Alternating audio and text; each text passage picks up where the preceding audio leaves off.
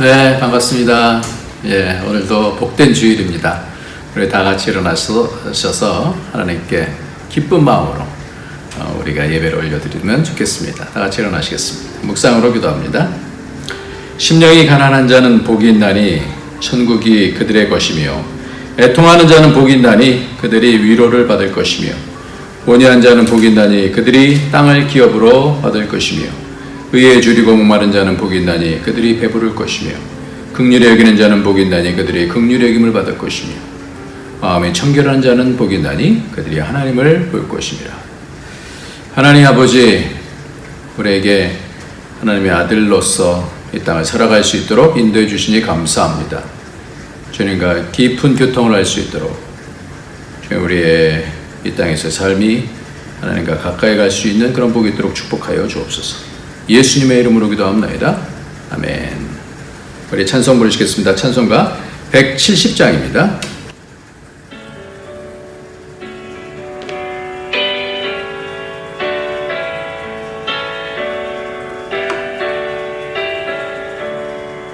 내 주는 살아계셔서 날 지켜주시니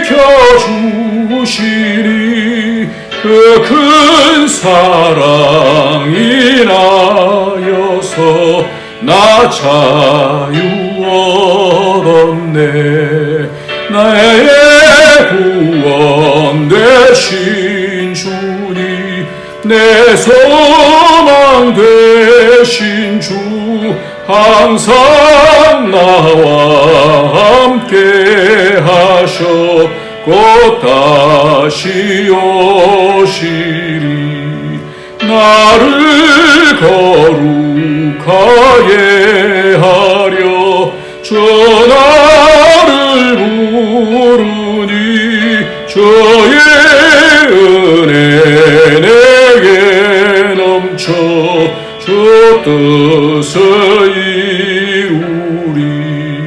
굳센 믿음 나가시고 주 말씀 따르며, 주님 다시 강림할 때 날 영접하시리.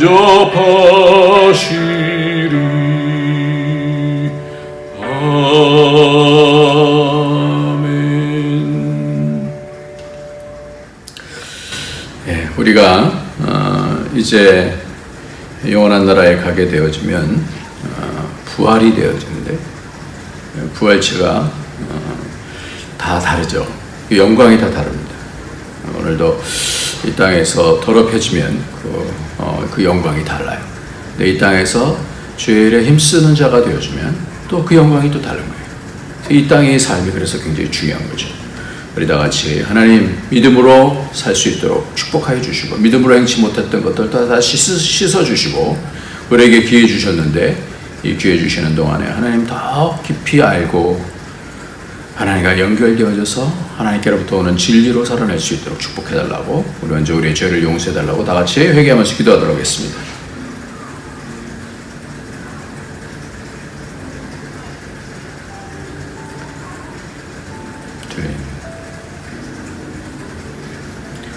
주님,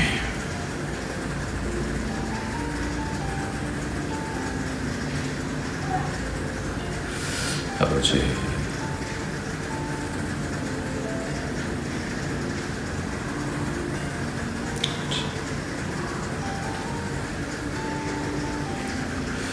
주님,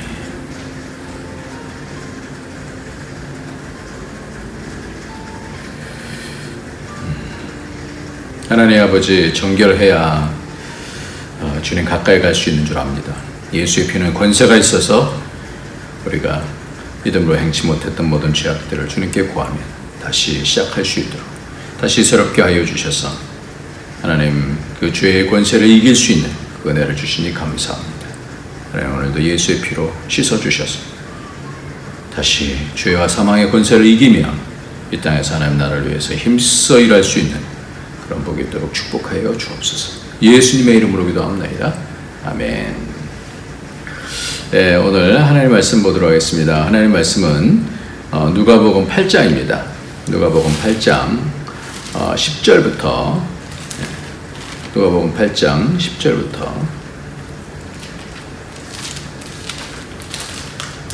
누가복음 8장 40절 죄송합니다. 40절부터 42절까지 말씀을 보고요.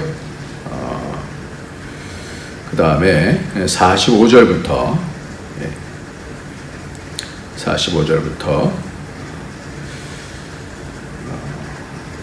56절 끝까지 8장 끝까지 보도록 하겠습니다.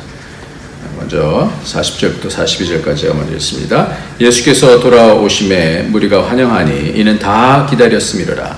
이에 회당장인 야이로라 하는 사람이 와서 예수의 발 아래 엎드려 자기 집에 오시기를 간구하니 이는 자기에게 12살 된 외딸이 있어 죽어가미로라. 예수께서 가실 때 무리가 밀려들더라. 이제 45절부터 말씀을 보면 예수께서 이르시되 내게 손을 댄 자가 누구냐 하시니 다 아니라 할 때 베드로가 이르되 주여 무리가 밀려들어 미나이다. 예수께서 이르시되 내게 손을 댄 자가 있도다. 이는 내게서 능력이 나간 줄 알미로다 하신대 여자가 스스로 숨기지 못할 줄 알고 떨며 나와 엎드려 그 손 댄 이유와 곧 나은 것을 모든 사람 앞에서 말하니 예수께서 이르시되 딸아 내 믿음이 너를 구원하였으니 평안히 가라 하시더라. 아직 말씀하실 때 회당장의 집에서 사람이 와서 말하되 당신의 딸이 죽었나이다. 선생님을 더 괴롭게 하지 마소서 하거늘 예수께서 들으시고 이르시되 두려워하지 말고 믿기만 하라. 그리하면 딸이 구원을 얻으리라 하시고 그 집에 이르러 베드로와 요한과 야고보와 아이의 부모 외에는 함께 들어가기를 허락하지 아니하시니라. 모든 사람이 이를 위하여 울며 통곡하매 예수께서 이르시되 울지 말라. 죽은 것이 아니라 잔다 하시니 그들이 그 죽은 것을 아는 거로 비웃더라. 예수께서 아이의 손을 잡고 불러 이르시되 아이야 일어나라 하시니 그 영이 돌아와 아이가 곧 일어나거늘 예수께서 먹을 것을 주라 명하시니 그 부모가 놀라는지라. 예수께서 경고하사 이 일을 아무에게도 말하지 말라 하시니라. 아멘. 누가복음 8장은요 굉장히 중요합니다. 누가복음 8장은 굉장히 중요한데 이것이 누가복음 9장이 제자들을 이제 파송하는 내용이 나오거든요. 그러니까 누가복음 8장까지는 제자 훈련을 시키면서 하시는 주님의 실물 교육이기 때문에 굉장히 중요해요. 그래서 다시 정리하면 주님께서 이 땅에서 사역하시는 가장 중요한 대상이 제자들이라고 계속해서 반복해서 말씀을 드리죠. 십자가 전에도 또 부활 후에도 갈릴리로 가겠다라는 말씀을 하시면서 갈릴리에 가는 이유가 바로 제자들을 세우시기 위해서 그렇게 하시는 거예요. 그렇다면 오늘 8장 마무리에 이 회당장의 딸, 그러니까 8장에서 맨 마지막에 있는 회당장의 딸의 사건을 통해서 무엇을 가르치려고 하시는 것인가 라는 거예요. 오늘 말씀의 제목은 죽음을 이기는 것이 무엇일까 라고 그렇게 제목을 잡았는데 바로 이 딸이 죽는 그런 내용이 나옵니다. 그러니까 맨 마지막에 이 죽음에 대한 것을 어떻게 해결하시냐라는 것이 제자들에게 가장 중요했던 그런 과목이었던 것이죠. 회당장의 딸이 죽어가고 있었습니다. 그 사이에 똑같이 12의 혈류병 걸린 죽어가는 여인을 고치시는 내용이 그 중간에 나와요.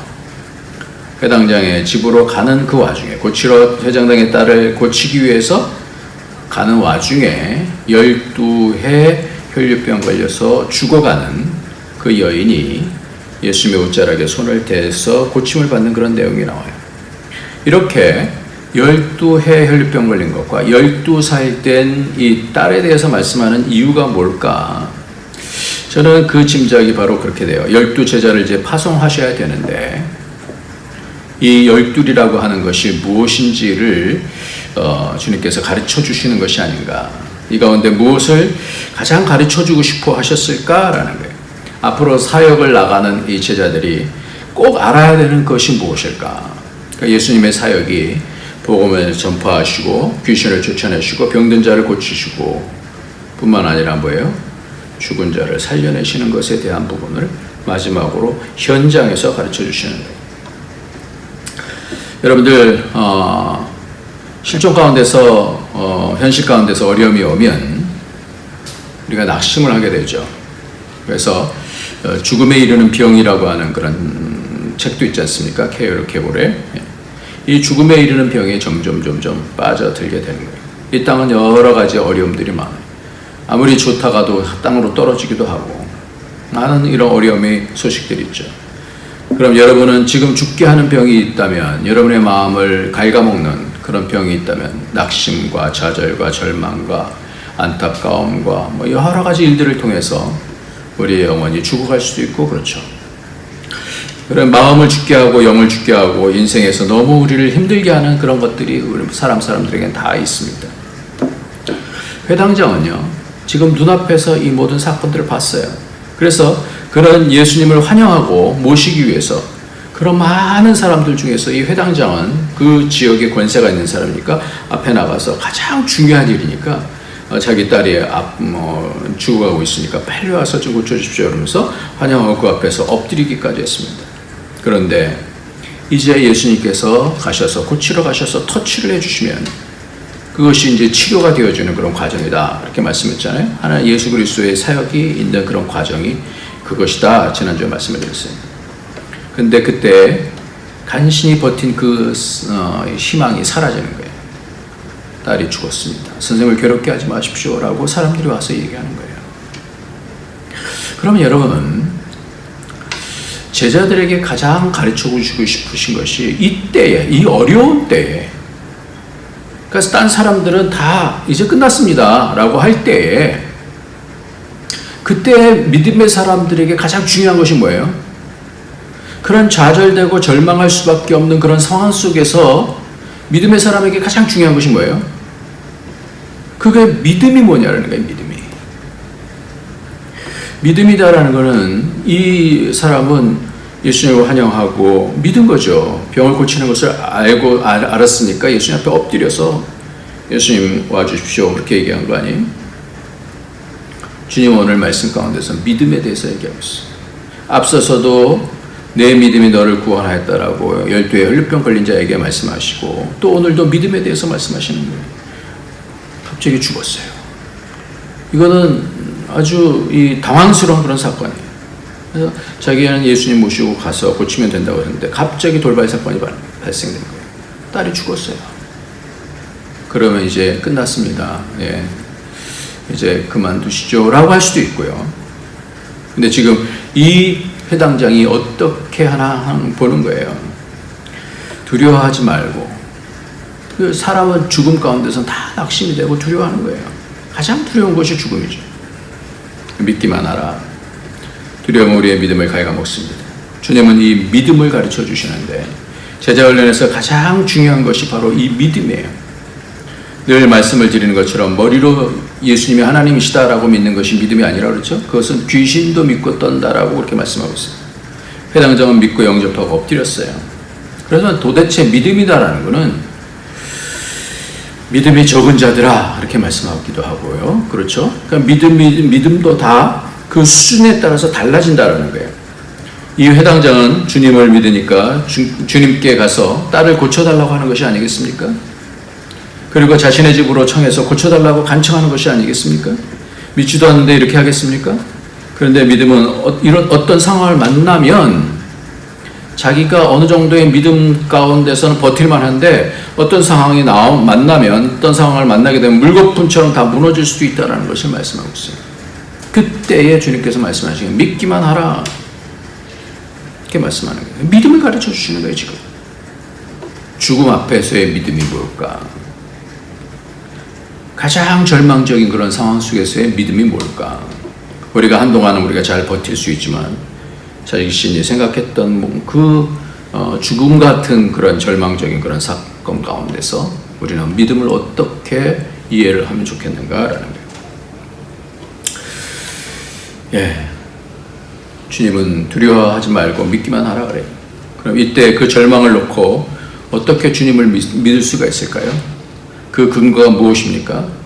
오늘은 매우 중요한 이 믿음에 대한 포인트를 말씀해 주고 있는 거예요.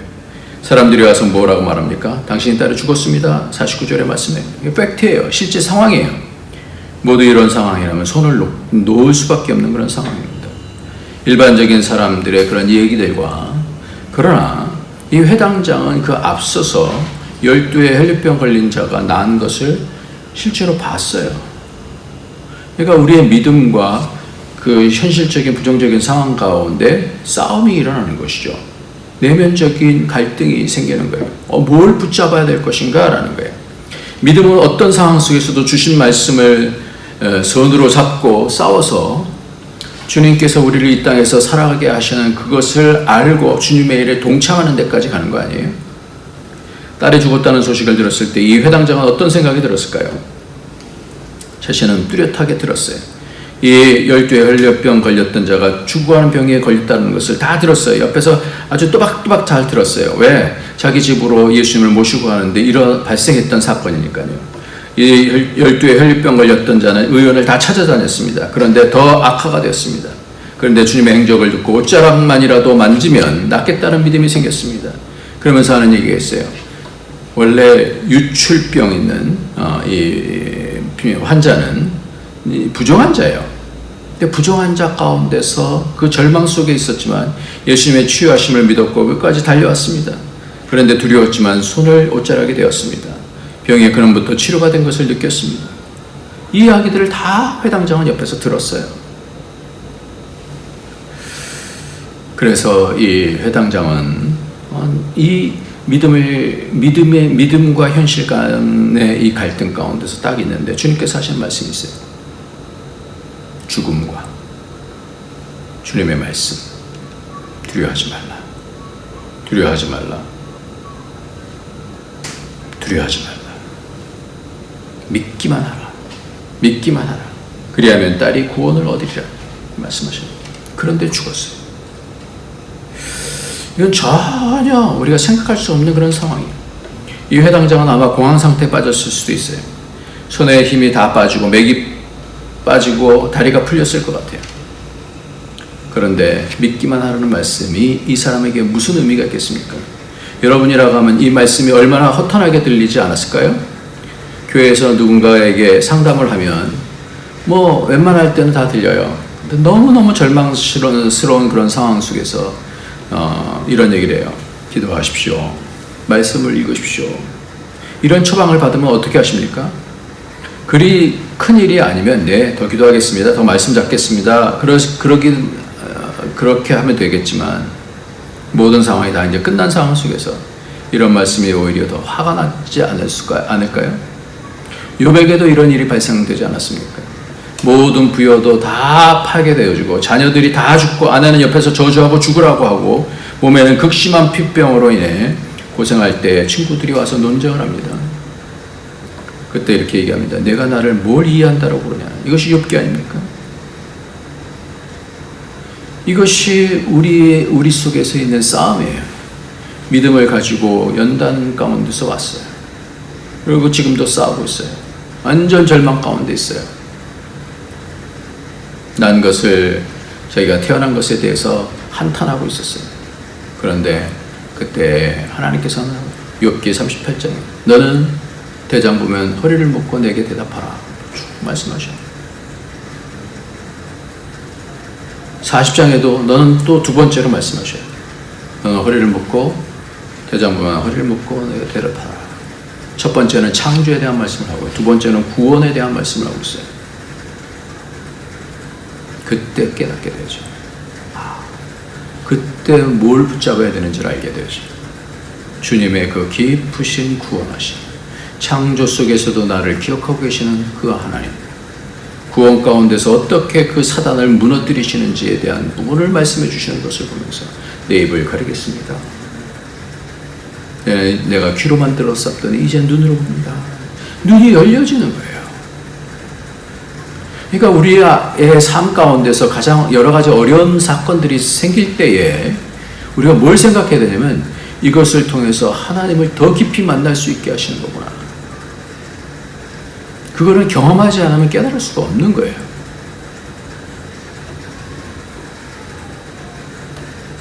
내면의 어려운 싸움 가운데서 하나님의 의 앞에 할 말을 잃게 되십니다. 엄청난 우리의 인생의 해답이 그 안에 심겨져 있기 때문에 그래요. 그래서 이 욥기는 많은 어려움을 당한 사람들에게 이 말씀을 통해서 다시 그 깊이를 회복되어줘요. 믿음이 뭔지에 대한 부분을 회복하는, 믿음의 싸움이 얼마나 정말 피 흘리기까지 있는 그 싸움 가운데서 이 욥이 나중에 하나님께로부터 인정을 받잖아요. 오늘 말씀을 우리가 볼 때 인생에서 매우 큰 절망을 이기는 방법을 우리가 배우게 되어집니다. 오늘 본문이 너무너무 중요한 말씀입니다. 이것을 제자들에게 주님께서 가르쳐주고 싶어 하셨던 거예요. 오늘 이 회당장은 예수님의 사역을 통해서 그 믿음이 뭔지를 가르쳐 주세요. 그리고 그 믿음은 구원을 받는 것이다 라고 말씀하고 있어요. 우리는 이런 모든 개념들을 잘 정리를 해야 돼요. 이건 저절로 되는 게 아니에요. 말씀을 읽고 여러 삶 속에서의 그 말씀을 붙잡고 싸워서 내가 하나님의 말씀을 경험하고 하나님을 경험했을 때 내가 알게 되어지는 거예요. 그래서 이 말씀의 발전이 있습니다. 학생들이 말씀을 이렇게 처음 오는 아이들은 말씀을 잘 못 알아들어요. 그래서 부장 집사님이 이래요. 목사님 한 6개월은 지나야지 이해가 됩니다. 그 사이에 학생들은 어떻게 하면 되나요? 일부 예배에 나오고 일부 예배에 나오고 어린이 목교사를 하는 두 중학교 2학년 학생이 있어요. 그래서 물어봤어요. 너희들은 목사님 말씀이 어렵냐? 아니요. 얼마나 열심히 듣는지 몰라요. 그리고 이 고은이는 8월 달에 이제 한국으로 가는데, 지난번에 세례를 받았지 않습니까? 너무너무 칭찬해주고 싶어요. 왜 이 학생은 가능할까요? 처음에는 잘 안 들렸죠? 근데 열심히 듣다 보니까 뭔가를 딱 잡은 거예요. 그래서 그것이 이제 그려지기 시작하는 거예요. 그러면서 하나님의 말씀이 점점 이해가 되어지는 거예요. 믿음이 뭔지, 구원이 뭔지. 그러니까 처음에는 잘 안 들릴 때, 그때 낙심하지 말고 또 듣고 또 알아보려고 하고 하다 보면 이것이 모자이크처럼 하나씩 그림이 그려지는 거예요. 그 개념이 영적으로 하나씩 잡혀지게 되어지면 도회 초보에 매일 다시 닦는 그런 것이 아니라 그런 신앙의 발전이 없어요. 저는 이게 한국교회가 살고 죽는 것의 가장 큰 중심인 것 같아요. 그래서 말씀을 잡아서 차곡차곡 말씀이 쌓여지면 그러면 이길 수 있는 근거가 잡혀요. 그런데 단단한 식물이 나타나면, 그러니까 어려운 사건이 나타나면 무너질 수 있는 것은 뭐예요? 늘 도회 초보만. 그래서 하나님께 기도하고 그거 응답받으면 좋습니다. 근데 더 큰 어려움이 오면은 감당할 수가 없는 거예요. 하나님 살아계시지 않은가 보다. 낙심하게 돼요. 믿음을 잃어버리는 거예요. 그러면 안 되잖아요. 그러니까 차곡차곡 하나님을 경험하는 믿음의 단계가 올라가야 되는 거예요. 그냥 좋은 얘기만 해주면 되는 것으로 절대 잘하지 않습니다. 잘하는 것은 항상 어려움을 이겨나갈 때 잘하게 되죠. 마음에 합당한 말씀으로 내가 딱 그 말씀을 잡으면, 그래서 의의 말씀을 경험하는 자니 이렇게 말씀해요. 장성한 자는 의의 말씀을 경험한다 이렇게 말씀해요. 나중에 어려운 사건들이 왔을 때 동굴로 숨지 않습니다. 이겨나가는 거예요. 믿음은 그 깊이가 다 달라는 거예요. 저는 우리 교회에서는 신앙이 자라고 어떤 상황 속에서 선을 잡고 이기는 신앙이 되어야 된다고 분명히 가르치고 있고 그럴 것입니다. 처음부터 다 이해가 되지 않아도 점점 이해하다 보면 그 하나님의 마음과 계획의 깊이를 알게 되어지고 믿음으로 잡게 되어지면 어떤 환경 속에서도 믿음으로 또 이겨나갈 수 있는 거예요. 그래서 성경은 뭐라고 말씀해요? 요한계시록에 보면 이기는 자에게 생명나무의 열매를 먹게 하시겠다 그렇게 말씀합니다. 주님은 오늘 이 큰 사역, 주님의 가장 큰 사역을 지금 보여주시고 계시는데, 귀신을 쫓아내고 병을 고치시고 이제는 뭐예요? 죽은 자를 살려내시는 거예요. 어떻게 살려내시는가가 그래서 오늘은 중요해요. 지금 회당장은 말씀을 잡았어요. 어떻게 이기는가 한번 보세요. 오늘 말씀 한번 보도록 하겠습니다. 거기서 뭐라고 말씀하냐면, 모든 사람이 아이를 위하여 울며 통곡하며, 32절, 예수께서 이르시되 울지 말라. 죽은 것이 아니라 뭐라고요? 잔다. 잔다. 여러분, 이 말씀이 이해되는 것이 쉽지가 않아요. 잔다. 현실 가운데서는 죽었는데 잔다. 이게 어떻게 이해가 되어져요? 이게 왜 가장 중요한 개념일까? 왜 이것을 아는 것이 그렇게 중요한 것일까요? 너무너무 중요해요. 여러분, 별표에 두고 계속해서 이 말씀을 잡아야 됩니다. 지난주 금요일 날 어떤 한국에서 그 줌으로 같이 들어오신 어떤 집사님이 계세요. 너무너무 바쁘게 살고 막 너무 힘들 그 회사 생활이 막 밤 1시, 2시까지도 막 이렇게 하고 가는 굉장히 바쁘신 분인데, 그분이 갑자기 이런 기도 제목을 냈겠다면서 이렇게 얘기를 해요. 뭐냐면 요르단에 있는 선생님 팀에 대해서 기도도 하고 또 후원회도 조직하고 그렇게 한다고 그래요. 근데 그 요르단에 있는 선생님의 아들이 지난주 월요일 날 목숨을 끊었어요. 충격을 받았어요. MK잖아요. MK들이 아픔이 많잖아요. 특별히 이 MK로 있으면서 거기는 이제 무슬림들이 많은 곳이니까 무슬림한테 왕따를 당하고 침뱉음도 당하고 그러는 거예요. 그러니까 그 부모님들은 시리아 난민 돌보다가 근데 이 부모님이 엄격하는 거예요. 근데 게임을 이렇게 또 빠지게 되어지고 왕따를 당하고 그러니까 게임에 중독도 되어지고, 그런데 얘가 감당을 못하는 거예요.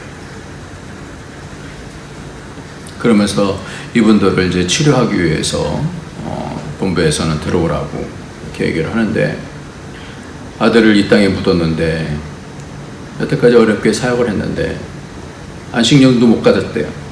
가족의 회복을 위해서 그래서 한국에 있는 이 선교 그 지금 지원하고 하는 이 기도 후원 모임에서 어떻게 해서든지 특별 재정을 만들어서라도 오실 수 있도록, 그러면서 이 집사님은 자신의 집을 몇 달간이라도 이렇게 내어드리고 또 제주 열방대학으로 이렇게 모실까 이런 생각을 한다고 그래요. 그런데 이분이 전에 이 땅에 있는 그 저쪽 서쪽에 있는 곳에 섬기던 어떤 분이 계셨는데, 이분이 요르단 가기 전에 어떤 분인데 선교사님이신데 여자분이 암에 걸렸어요. 돌아가셨어요. 근데 자신의 집에다 모신 거예요. 집으로 모신 거예요. 근데 7년 전에 소천을 했는데 이분이 이 선생님이 이 아이에 대한 예언을 했다라는 거예요. 요르단에 있는 아이들이 참 불쌍합니다. 그래서 주영이가 참 안타깝습니다. 그는 순교자가 될 것입니다. 그 당시에는 10살이었대요, 이 아이가. 이 선생님이 순교자이지, 순교자로 그렇게 그 10살밖에 안 된 아이를 향한 예언을 하는데 그렇게 말씀하는 거예요. 그래서 저는 굉장히 충격을 받았어요. 이 아들이 목숨을 끊었다라고 하는 것은 굉장히 큰 죄악이다라고 생각을 했는데, 다시 한번 이것을 이게 뭐지? 이거를 주님께서 받으셨다는 얘기인가 그럼? 우리가 정신이 약해지고 그러면서 막 시달리고 그러면서 그 핍박을 받으면서 그런 일들을 하는 것 자체가 이건 굉장한 죄악인데 라고 생각했지만, 하나님은 그걸 어떻게 받으셨다라고 하는 것 때문에 여러 마귀와 여러 어려움의 상황 속에서 절망하게 되어지잖아요. 그런데 결정적인 사건은 뭐냐면, 그 아이가 그렇게 했다 할지라도 그는 누구 안에 있다라는 거예요? 예수 안에 있다라는 것을 알게 된 거예요. 그래서 제가 많이 배웠어요. 이 말씀을 들으면서 많이 생각을 하게 되어졌어요. 우리가 예수 안에 있다라는 것은 그 어떠한 죄악들과 그 어떠한 상황 속에서도 뭐예요? 이기는 거구나. 그게 예수를 믿는 거구나. 이걸 알게 되었어요. 그래서 이분이 요르단 선교사님이 오면 그 얘기를 꼭 해주고 싶잖아요. 7년 전에 이곳에 오신 분이 돌아가시기 전에 그 말씀을 해주셨다. 그러니까 그것이 이해가 안 됐었는데 오늘은 말씀을 드릴 수 있겠다면서 그분을 위로하는 말씀을 드리겠다는 거예요. 그래서 이게 딱 마음에 왔어요. 결정적인 사건은 뭐예요? 죽지 않아요. 죽었어도 죽은 게 아니에요. 왜? 예수 안에 있기 때문에. 머릿속은 잘 이해가 안 되지만 우리 영적으로는 이 부분이 이해가 돼야 됩니다. 오늘 본문에서 잔다라는 거예요. 분명히 죽었어요. 이 아이는 해당장의 딸은 죽었어요. 우리는 절망할 수밖에 없죠. 근데 우리는 죽어도 죽지 않아요. 우리는 살아서 믿는 자는 영원히 죽지 않는다. 이 말씀하는 거예요. 우리는 죽을 수가 없어요. 예수 안에 있으면. 할렐루야. 이게 잔다라고 표현하시는 주님의 마음인 거예요. 주님의 말씀의 진리인 거예요. 잔다. 죽어도 죽지 않는다. 예수를 믿는 사람은 죽어도 죽지 않는다라는 거예요. 우리는 단지 잘 뿐이에요. 제가 이것을 경험한 것이 있는데요. 예전에 문화원정 전에 있는 문화원정 집사님의 아들이 북경대에서 돌연사를 한 거예요. 너무너무 마음이 아픈데 한국에서 그분들이 다시 오셨어요. 아들에 대한 그 부분을 다 보면서 너무너무 낙심이 되는 거예요. 그래서 그분들을 위로하기 위해서 그 당시에 문화원장 집사님이랑 같이 갔어요. 그래서 호텔방에서 그 말씀을 전하는데 이 문화원장 집사님도 어떻게 하면 좋죠? 이러는 거예요. 그때 하나님께서 주신 말씀이 있는데 요한복음 11장에 잔다 그러잖아요. 나사로가 잔다 그러는 거예요. 거의 비슷한 내용이에요. 잔다 그렇게 말씀해요. 그럼 마지막 날 다시 부활할 겁니다. 아니다. 믿는 자는 살겠고 살아서 믿는 자는 영원히 죽지 아니한다. 잔다. 주님 안에 있을 때는요. 주님 안에 있을 때 다 뭐예요? 죽는 게 없어요. 예수 안에 있는 거는 죽는 게 없는 거예요. 이게 얼마나 큰 복인지 몰라요. 이 내용을 알게 되어질 때 붙잡는 거예요. 잔다. 이걸 보여주시는 거예요. 그러니까 이 야이로라고 하는 이 회당장이 이 말씀을 붙잡는 거예요. 잔다. 죽지 않는다. 이거를 경험하는 거예요. 그래서 믿음이 얼마나 커졌겠어요. 예수 안에 있으면 우리는 절대 죽을 수가 없습니다. 죽어도 살고 살아서 나를 믿는 자는 영원히 죽지 않겠다라고 주님은 그렇게 말씀하셨어요. 그러니까 믿는 자에게는 죽음이라는 단어가 그 사전에 없는 거예요. 우리는 지워버려야 돼요. 우리는 죽음이 없어요. 우리는 영원히 살 수밖에 없는 길이 살리라 나 길이 살리라 이것만 있는 거예요. 할렐루야. 왜 이 믿음이 중요할까요? 예수님께서 죄와 사망에서 우리를 살리셨기 때문에 그래요. 이 효력은요, 모든 믿는 자들에게 다 이 효력이 있는 거예요.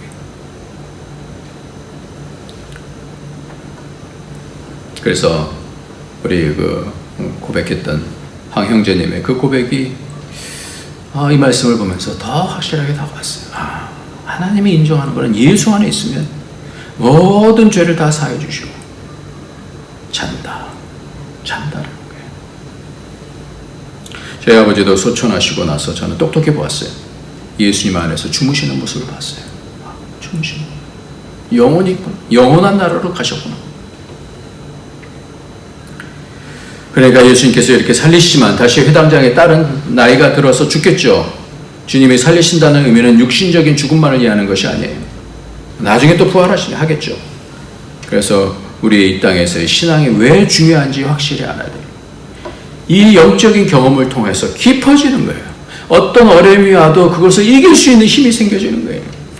그렇기 때문에 영적으로 믿음으로 자라는 사람은 사랑으로 우겨싸움을 당하도 쌓이지 아니하고 절대 망하지 않는다라고 성경은 말씀하고 있어요.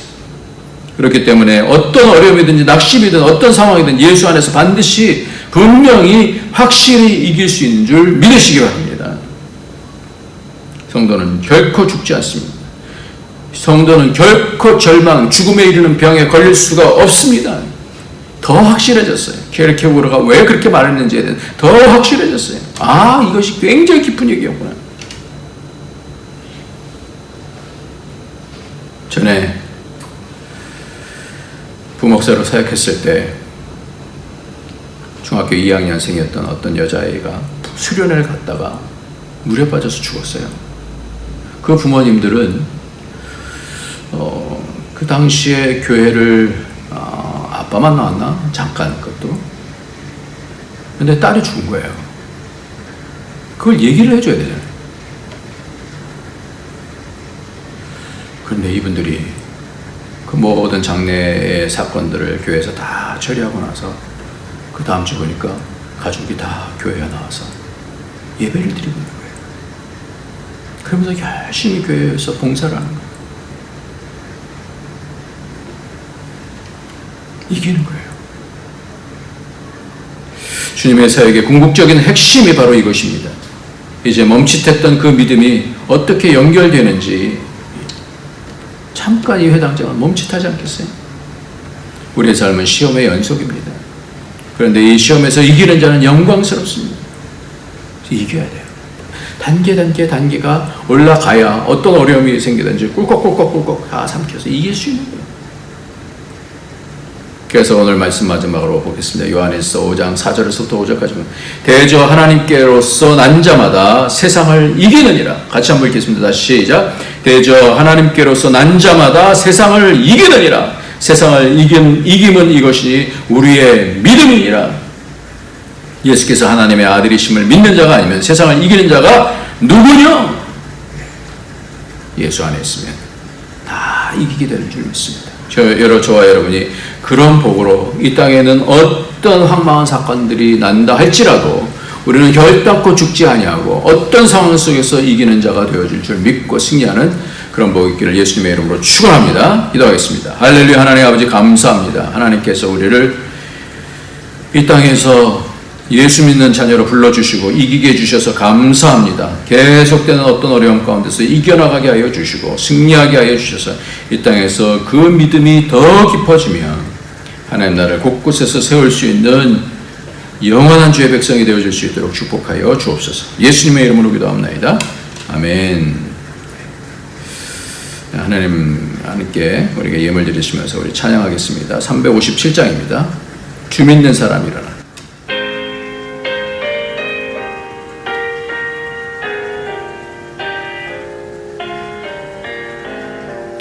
주 믿는 사람 일어나 다 힘을 합하여 이 세상 모든 마귀를 다 쳐서 멸하세. 저 앞에 오는 적군을 다 싸워 이겨라. 주 예수 믿는 힘으로 온 세상 이기네. 믿음이 이기네. 믿음이 이기네. 주 예수를 믿음이 온 세상 이기네. 아멘. 온 인류 마귀 괴율로 큰 죄에 빠지니 진리로 띠를 띠고서 늘게도 들이세. 참 믿고 의지하면서 겁없이 나갈게. 주 예수 믿는 힘으로 온 세상 이기네.